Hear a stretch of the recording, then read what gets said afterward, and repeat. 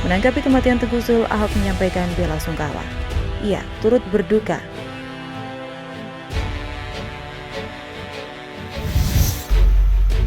Bikin adem, begini respon Ahok terhadap kematian Tengku Zul.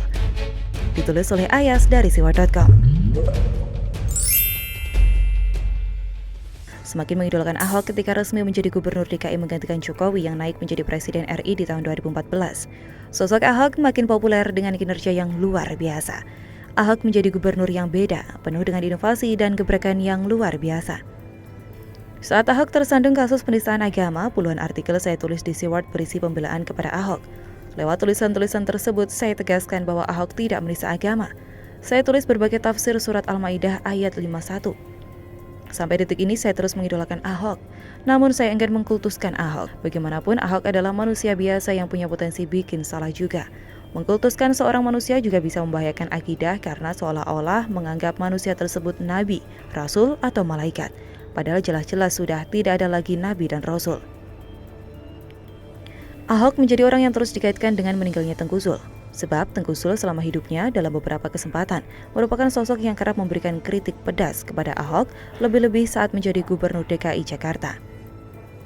Tengku Zul juga merupakan tokoh muslim yang memiliki kedekatan dengan kelompok anti-Ahok PA212. Lumrahnya orang kebanyakan mungkin akan merasa senang melihat musuh atau orang yang pernah menzaliminya mendapat musibah atau bahkan meninggal dunia. Namun berbeda halnya dengan Ahok. Ahok bukan seorang pendendam. Ahok benar-benar memegang ajaran Kristen tentang kasih dan damai terhadap sesama. Ahok benar-benar memaafkan orang-orang yang telah menzaliminya. Menanggapi kematian Tengku Zul, Ahok menyampaikan bela sungkawa. Ia turut berduka, ujar Ahok sebagaimana dilansir suara.com pada Selasa 11 Mei 2021. Ahok meminta agar hal ini menjadi pembelajaran bagi masyarakat mengenai pentingnya mentaati protokol kesehatan. Covid itu ada dan nyata, tutur Ahok. Namun ketika ditanya lebih lanjut soal hubungannya dengan Tengku Zul, Ahok enggan bicara lebih jauh. Ia mengaku belum bertemu secara langsung secara fisik. Respon Ahok benar-benar adem. Respon Ahok menunjukkan kalau dia tidak ingin persoalannya dengan Tengku Zul di tahun 2016-2017 terus dibahas dan diperpanjang. Ahok tidak ingin mengungkit masa kelam yang pernah dialaminya. Ahok tak lupa masa kelam itu, tapi Ahok tak lagi ingin membahas dan memperpanjang persoalan itu. Ahok justru malah mengalihkan pembahasan ke bahaya COVID-19. Kebetulan Tengku Zul meninggal karena COVID-19 dan komorbid. Jadi Ahok mengingatkan kepada masyarakat untuk terus waspada dan jangan menyepelekan COVID-19. Karena COVID-19 itu nyata dan bisa menyebabkan kematian. Jujur, saya senang dengan respon Ahok, benar-benar bikin adem. Tak salah saya mengidolakan sosok Ahok, sosok yang penuh kasih dan damai terhadap sesama, sosok yang begitu religius memegang kuat ajaran Kristen. Maka dari itu saya berharap orang-orang yang mengidolakan Ahok juga meneladani sikap-sikap Ahok. Bukan mengkultuskan Ahok, tapi sama sekali tidak meneladani sikap Ahok. Ahok itu penuh kasih dan damai, bukan orang yang pendendam. Maka saya rasa aneh kalau ada orang yang mengaku mengidolakan Ahok, tapi masih pendendam dan penuh dengan kebencian. Saya yakin Ahok akan lebih bangga jika pendukungnya punya sikap seperti dirinya yang penuh kasih dan damai, serta tidak pendendam dibanding pendukung yang bersikap penuh kebencian dan amarah serta pendendam. Tidak perlu lagi mengkaitkan musibah yang menimpa orang-orang yang dulu menzalimi Ahok sebagai karma karena telah menzalimi Ahok. Cukup didoakan saja yang terbaik.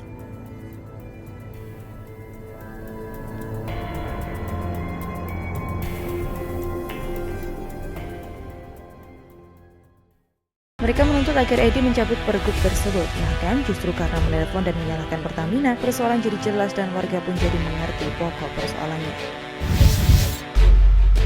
Edi versus Ahok mau terkenal tapi gagal total. Ditulis oleh Nina Nur dari siwar.com. Selalu ada yang lucu dari kelakuan para pejabat garis miring politisi di negeri ini. Kebetulan saja saya sudah menulis sebelumnya soal perseteruan antara Gubernur Sumatera Utara Edi Rahmayadi dengan Wali Kota Medan Bobi Nasution. Tampak sekali bahwa Gubernur Edi ini orang yang tidak mau kelihatan kalah walaupun tidak sedang dalam perlombaan. Kelakuannya justru membuat dirinya terjebak dan jadi blunder.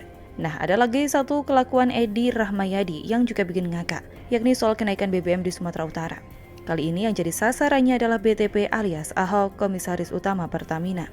Saya kira pada prinsipnya siapapun yang menyentil atau menyindir atau mencari-cari masalah dengan Ahok adalah sebenarnya pertama mau pansos. Kemungkinan kedua adalah pengalihan isu, karena Ahok memang pernah keseleo lidah lalu masuk penjara. Namun justru namanya makin kinclong, makin melangit. jauh lebih ngetop dan disegani ketimbang orang-orang yang dulu memojokkan, menyalahkan, dan memasukkannya dalam penjara. Yang namanya Panji saja sempat beberapa kali kepergok pansos dengan memanfaatkan nama besar Ahok, padahal dia kan pernah jadi jubir Anies dan pernah pula ikut menyudutkan Ahok ketika Ahok masih di penjara. Nah, sekarang giliran Gubernur Edi, kita lihat dulu kronologinya. Dilansir dari cnnindonesia.com dan detik.com, per tanggal 1 April 2021 terjadi kenaikan harga BBM non-subsidi di seluruh Sumatera Utara. Kenaikan itu rata-rata sebesar Rp200 per liter. Untuk Pertalite, Pertamax, Pertamax Turbo, Pertamina Dex, Dexlite, dan Solar non-PSO. Menurut keterangan resmi dari Pertamina, kenaikan itu terjadi karena perubahan tarif pajak bahan bakar kendaraan bermotor atau PBBKB khusus bahan bakar non-subsidi sebesar 2,5% dari 5% menjadi 7,5% di Sumut. Sementara kenaikan tarif tersebut mengacu pada Peraturan Gubernur Sumatera Utara Nomor 1 Tahun 2021 tentang petunjuk pelaksanaan PBBKB. Menurut Gubernur Edi sebagai pihak yang mengeluarkan pergub tersebut, perubahan tarif itu dilakukan karena kondisi ekonomi Sumut. Untuk menghindari deflasi karena minimnya daya beli dan pertumbuhan ekonomi Sumut, menurutnya kenaikan PBBKB seharusnya tidak perlu dibahas. Pasalnya PBBKB ibarat cadangan devisa yang menjadi kewenangan gubernur. Bahkan ada ruang kenaikan hingga 10%. Pada 2020 dia tidak menaikkan PBBKB, padahal sejumlah provinsi lain menaikkannya.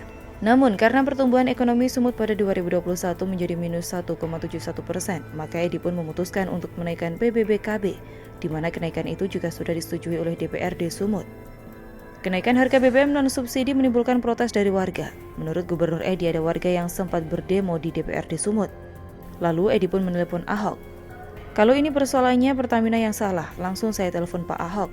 Ahok saya telepon karena dia komut Pertamina. Hei Ahok, kenapa kalian naikkan BBM gara-gara pergubku? Tutur Edi.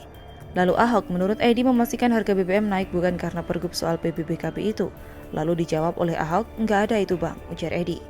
Benarkah demikian jawaban Ahok? Pihak media pun mengecek ke Ahok. Menurut Ahok benar bahwa dia mendapatkan telepon dari Gubernur Edi. Benar ada telepon dan saya bilang mau cek, ujarnya kepada cnnindonesia.com. Kemudian Ahok juga mengkonfirmasi bahwa berdasarkan informasi manajemen Pertamina, betul bahwa kenaikan tarif BBM non-subsidi di Sumut disebabkan kenaikan tarif PBBKB, bahan bakar non-subsidi di wilayah Sumut. Ahok juga menyatakan bahwa selisih kenaikan harga BBM tersebut tidak masuk ke kantong Pertamina. Masuk ke kas pemerintah daerah, Pertamina tidak ada dapat apapun, terangnya. Gimana gak ngakak kita? Terlihat sekali bahwa Edi ini dengan pedenya soal langsung menyalahkan Pertamina, seakan dia sudah merasa pasti bahwa itu semua adalah kesalahan Pertamina. Dengan demikian ada kesempatan baginya untuk pamer bahwa dia bisa langsung call Ahok. BTW ini benar-benar temenan sama Ahok atau ngaku-ngaku doang so akrab. Akhirnya jadi memalukan diri sendiri. Rencana untuk memanfaatkan Ahok entah karena ingin pansos atau alasan lain jadi gagal total. Ternyata aksi demo kenaikan BBM itu pun tidak berhenti. Gegara Gubernur Edi sudah menelepon Ahok. Lawang warganya sendiri akhirnya paham bahwa memang kenaikan BBM itu dipicu oleh pergub yang dikeluarkan oleh Edi. Bahkan aksi demo yang digelar para mahasiswa di depan rumah dinas Gubernur Sumut pada hari Jumat 7 Mei pun berakhir ricuh. Mereka menuntut agar Edi mencabut pergub tersebut. Nah kan, justru karena menelepon dan menyalahkan Pertamina, persoalan jadi jelas dan warga pun jadi mengerti pokok persoalannya. Malunya jadi double-double. Ada-ada aja Bang Edi.